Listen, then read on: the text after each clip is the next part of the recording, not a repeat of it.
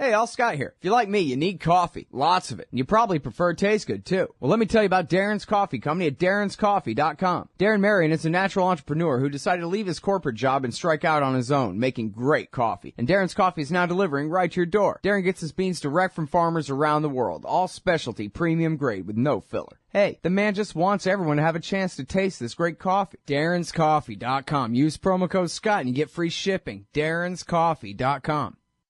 All right, y'all, welcome back to the show. Next up is Jim Babb with the Jury Rights Project. That's at juryrightsproject.com. Tell us all about it. It's an education campaign, and the purpose of the campaign is to inform the general public about their right to nullify bad laws. That means if you get on a jury, you have the power to say not guilty, even if the facts of the case indicate that the person might have committed the crime. So if somebody smoked a joint, you can say, I don't think that's a legitimate crime. There's no victim, so I'm going to say not guilty and send that person home to their family.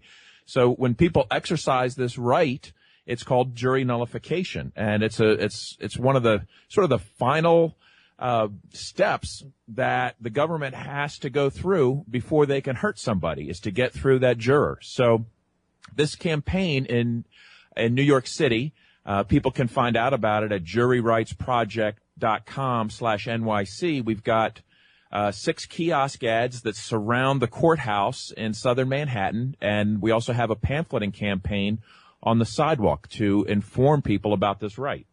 Great. Okay, so I have some questions, and I think I already know the answer to some of them, but then again, I think I might be wrong. Now, is what you're describing here, is this legal, or this is just because they can't punish a juror for the way he votes unless it's for a corrupt, bribery type reason or something like that, in the law, and so it's sort of a loophole, or how exactly does that work? I'm trying to put myself in the position of someone who maybe they've been on a jury before, and the judge told them, if you agree with the prosecution on the facts here, then this guy's guilty, and you must find that way. Well, it's 100% legal. It's been a tradition of the justice system for centuries, going back as far as the Magna Carta. It is an essential part of the very jury process itself. There's really no reason. Then it's a relic of bygone days, like the gold standard, right? Right. It's one of those old things that, used to help people. But it's probably more important today, maybe more important than it's ever been before, because we have more stupid laws on the books than we've ever had. But there's a lot of history behind it. One of the first documented historical cases was William Penn, I think it was around 1670. He faced a jury. He had angered the king because he had assembled a group of Quakers without permission, God forbid, but the jury refused to convict. They said, you know what, that's not a legitimate crime, not guilty. 1850s, the Fugitive Slave Act had made harboring a slave illegal, even in the northern states. But people did it anyway because that law is not legitimate. And again, juries refused to convict people for harboring fugitive slaves. They let their conscience be their guide and said, no, not going to send somebody to jail. I don't care if they did harbor a slave. Prohibition era, they refused to convict people for alcohol-related crimes. And that eventually was a big part of leading to the repeal of prohibition. Today, you think of the drug laws as being the biggest category of victimless crimes, and that's huge. We've got so many people in cages now for victimless crimes. It's insane. But in addition to drugs, we've got raw milk, or people that watered their lawn when they shouldn't, or people that didn't water their lawn when they should, or carrying a firearm across a state border when they didn't realize it was, their rights no longer applied. We have so many ridiculous laws on the books that jury nullification is becoming more and more important today. And, I think it's just important. It's so important that people even hear the term, that there's even such a thing as that, because I think, I always think of Bill on King of the Hill saying, well, I was on a jury 3 times, and we did our duty all 3 times. We convicted. And that really is kind of the way people perceive their role on a jury, is they're kind of junior prosecutors for a day. It's like going on a field trip or something where they get to take part in this thing for a minute, and they don't see it as a chance to actually maybe spare someone, have mercy on someone, rather than going along with and playing a role, fitting into a role with the judge and the prosecutor. They can play an altogether separate role as a real check on what the government would have done to someone. I mean, you can read, as you mentioned all the time, the length of the sentences for the most meager of crimes ought to be enough to get just regular, decent people, if they got the idea that it's okay, this is your role, for them to say, you know what, I am not going to go along with this. Where, before they might, because part of being a good person is going along with this. And the judge, he sure seemed to really expect me to convict here. And so, after all, everybody agreed the guy seemed to have the drugs in his pocket or whatever it was. And so, where's the argument? They got to have some kind of dissonance in their head, some voice speaking up saying, well, they can't convict you for refusing to go along with this. It's not a crime to acquit, and you don't have to explain why you decided the evidence isn't good enough or anything like that. Just vote no, that's all. And so for me, in fact, I even have a bumper sticker that says, you've just begun reading about jury nullification. And then they're supposed to go run off from there, but that's enough. I want them to just know the term, have heard the term once in their life before, for crying out loud. You make excellent points. In fact, I had a friend recently on a jury, and he told me a woman actually said to him in the jury deliberations, she says, well, he wouldn't even be on trial if he wasn't guilty. People think that way. And, we have a society where people are really conditioned to obey authority figures. And if you've been in a courtroom, you see immediately there's this guy in a special outfit. He's sitting at a desk that's a foot or two higher than everybody else.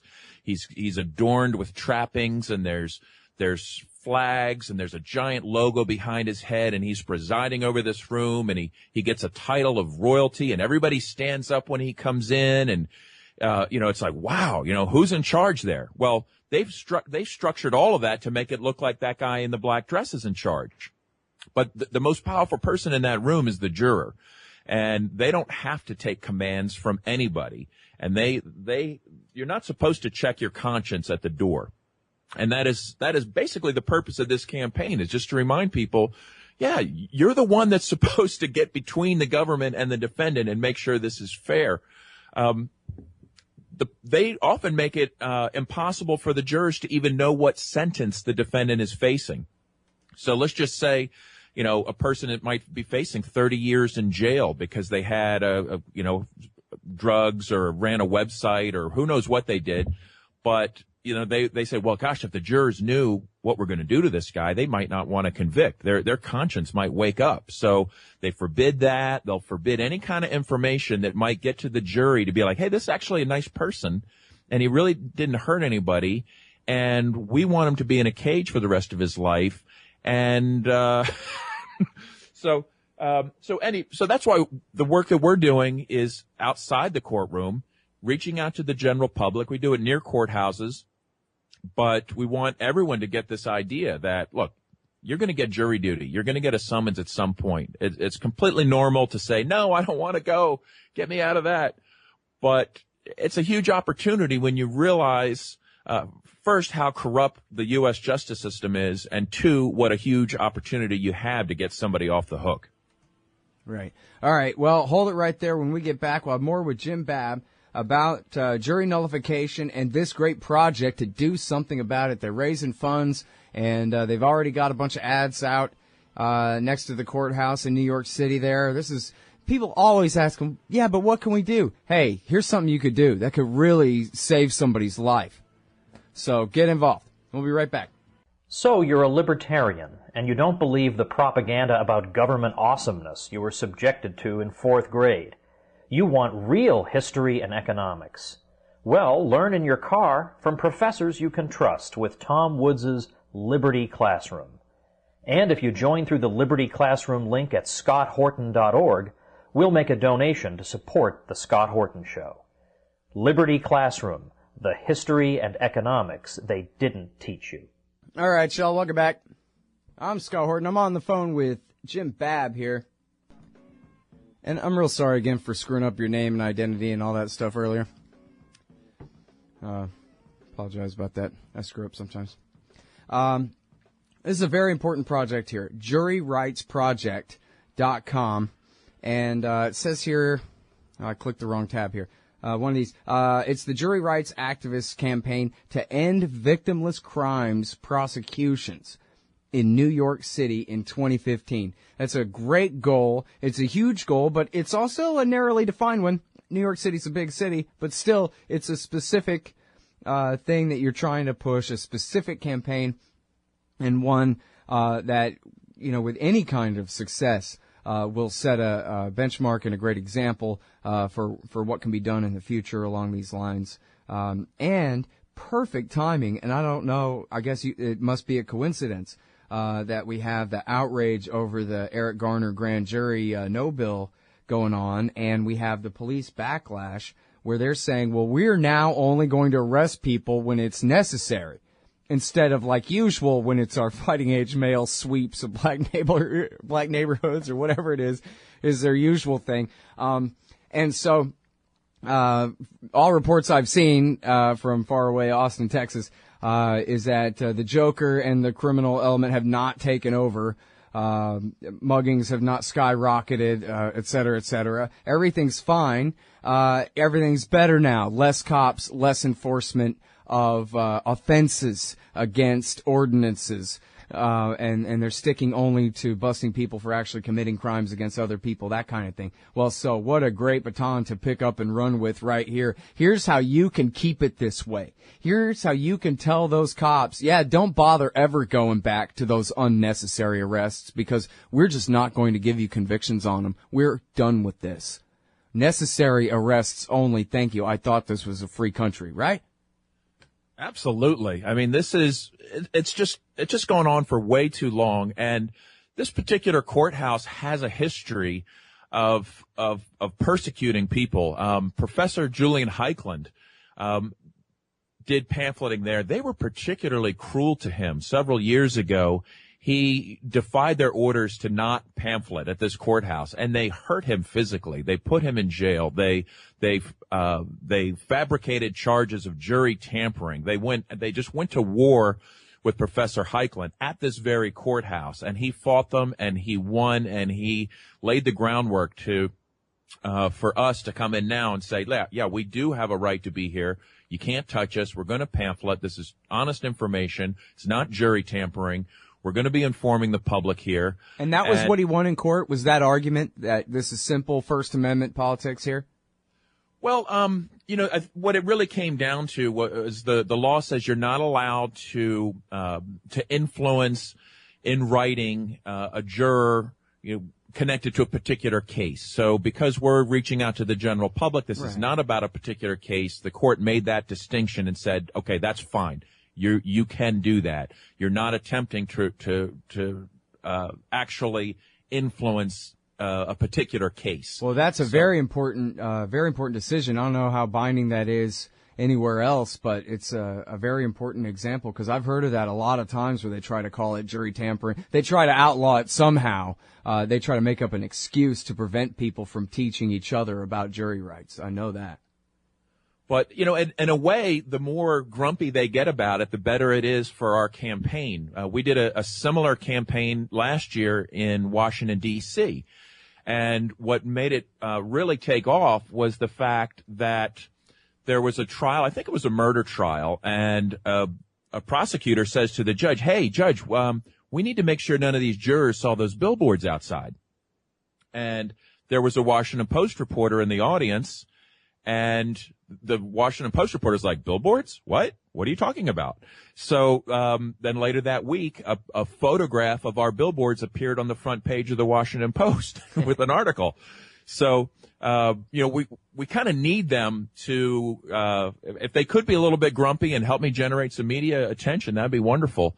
The prosecutors' objections in D.C. ended up getting a nationwide NPR story and television and just sort of triggered a media avalanche. So I'm looking for that here. Right on. All right. So let's talk about hyperlinks. Let's talk about email lists and places where people can support and all the information you can possibly hit them with here. Okay, juryrightsproject.com/NYC takes you right to this campaign. You can see pictures of the ads. There's a GoFundMe. There's a Bitcoin link. You can get involved. On the Jury Rights Project, there's also an educational course that you can sign up for lessons about jury rights. Fully Informed Jury Association is another great resource, FIJA.org. These guys have been at it for decades, educating the public about these rights. Two excellent sources people can go to. Mm-hmm. And, we still got time. So, tell us some more stories about, really criminal prosecutions in the other sense, where people really don't deserve it and where the jurors have stood up for the innocent and won. You got some of those? Sure. There's quite a few. There was a raw milk case where I think like 7 out of 8 charges were dropped up in Wisconsin recently. This heinous, somebody was actually providing a product for customers, but it was raw milk. So, that was a big deal. I witnessed one myself. Can in raw New milk Jersey. Get you high or something? What's the big deal with that? It's too dangerous. In New Jersey, there's a man, Ed Fortune, who goes by the name of NJ Weedman, was on trial for, they caught him with a pound of weed in his trunk. And he faced 2 charges. One was simple possession. The other was distribution charge. And he made jury nullification, a big part of his media outreach campaign, even though the judge forbid him from mentioning it. He went to court. We did pamphleting outside the courtroom.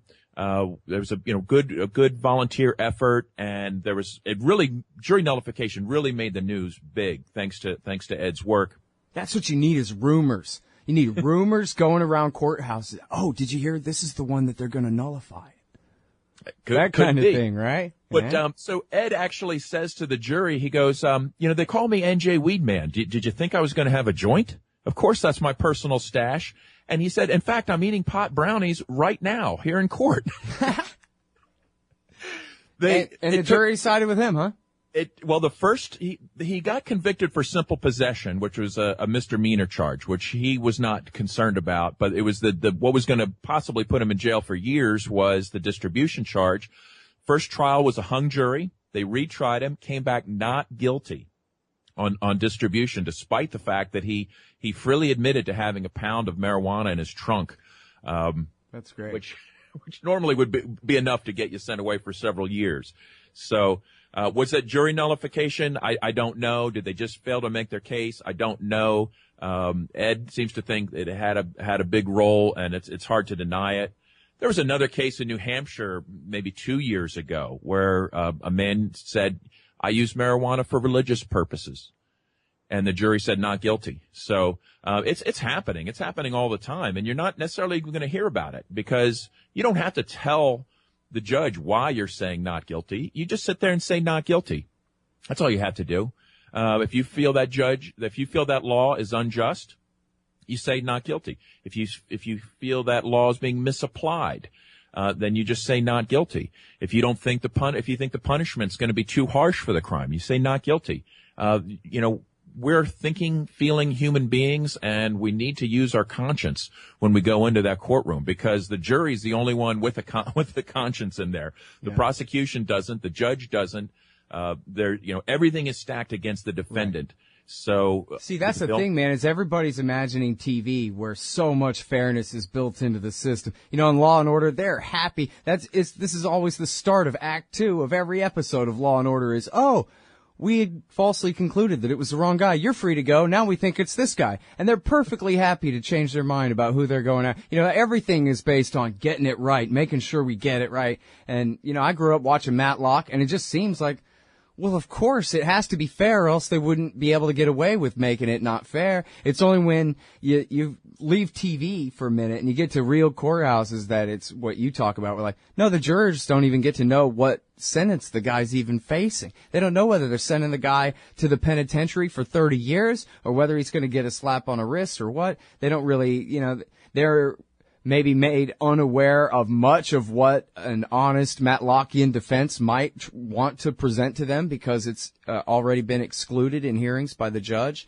from being allowed, So that's the thing. If people really have an idea how unfair it is and how simple it could be for them to inject a little fairness into the system, I think that'd be great. You see people sign up for jury duty on purpose instead of, avoiding it at all costs. Anyway, I'm sorry I talked too much for other people's interviews, but this great interview has been Jim Babb. He's at juryrightsproject.com, juryrightsproject.com/NYC. Thanks very much, Jim. Appreciate it. Thank you. Hey, Scott Horton here to tell you about this great new book by Michael Swanson, The War State. In The War State, Swanson examines how Presidents Truman, Eisenhower, and Kennedy both expanded and fought to limit the rise of the new national security state after World War II. If this nation is ever to live up to its creed of liberty and prosperity for everyone, we are going to have to abolish the empire. Know your enemy. Get The War State by Michael Swanson. It's available at your local bookstore or at Amazon.com in Kindle or in paperback. Just click the book in the right margin at scotthorton.org or thewarstate.com.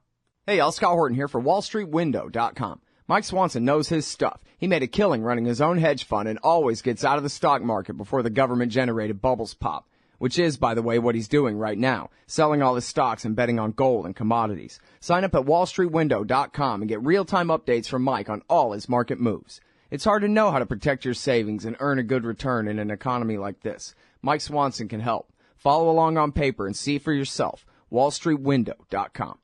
Hey, all, Scott here for Liberty.me, the brand new social network and community-based publishing platform for the liberty-minded. Liberty.me combines the best of social media technology all in one place and features nightly classes, guides, events, publishing, and so much more. Sign up now and you get the first 30 days free. And if you click through the link in the right margin at scotthorton.org or use the promo code SCOTT when you sign up, you'll save $5 per month for life. That's more than a third off the regular price. And hey, once you sign up, add me as a friend on there at scotthorton.liberty.me. Be free. Liberty.me.